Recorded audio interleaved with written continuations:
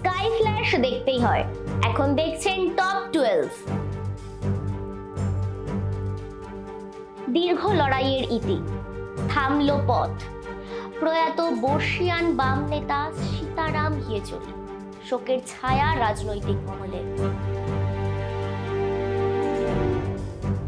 তৃণমূল বিধায়ক সুদীপ্ত রায়ের বাড়িতে কি পেল সিবিআই?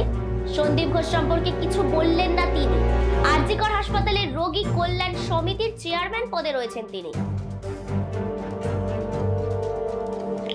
শিক্ষক নিয়োগ দুর্নীতিতে জামিন পেলেন তৃণমূল বিধায়ক মানিক ভট্টাচার্য। তিনি প্রাথমিক শিক্ষা পর্ষদের সভাপতিও ছিলেন। কেন্দ্রীয় তদন্তকারী সংস্থায় ইডি তাকে নিয়োগ দুর্নীতিতে জিজ্ঞাসাবাদ শুরু করে 2022 সালের অক্টোবরে।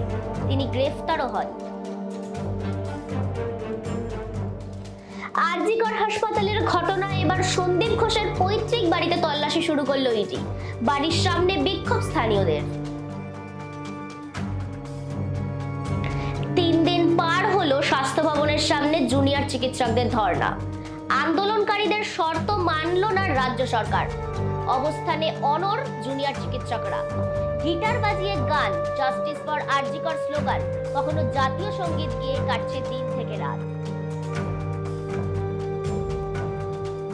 সামনেই বিধানসভা ভোট। ভূস্বর্গে যত ভোটের দিন এগিয়ে আসছে তত উত্তেজনা বাড়ছে।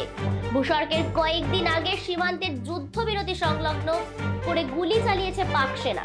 এবার সীমান্তে উদ্ধার হয়েছে বিপুল পরিমাণ অস্ত্র।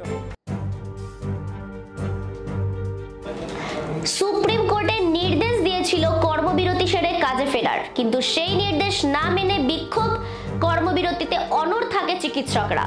সুপ্রিম কোর্টের নির্দেশের পর কতজন চিকিৎসক কাজে ফিরেছেন? মেডিকেল কলেজের অধ্যক্ষদের কাছে রিপোর্ট তলব রাজ্যের। আরজিকর কাণ্ডে এবার সিবিআই ডিসি নর্থ। প্রসঙ্গত এই পুলিশ অফিসারের বিরুদ্ধে টাকা অফার করার অভিযোগ এনেছিল তিলোত্তমার বাবা ও মা। এবার আরজিকর হাসপাতালের আন্দোলনের ঘটনায় জুনিয়র ডাক্তারদের পাশে দাঁড়ালেন সিনিয়র চিকিৎসকেরা। একজন জুনিয়র ডাক্তারদের সাসপেন্ড করা হলে বা তাদের বিরুদ্ধে ব্যবস্থা নেওয়া হলে তারাও ওপিডিতে কাজ করা বন্ধ করে দেবেন। তীব্র হুঁশিয়ারি দিয়েছেন সিনিয়র চিকিৎসকেরা।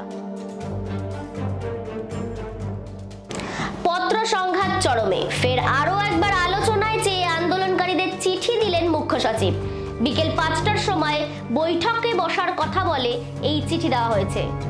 সব জল্পনার অবসান ঘটিয়ে শর্ত সাপেক্ষেই নবান্নের পথে জুনিয়র চিকিৎসকেরা।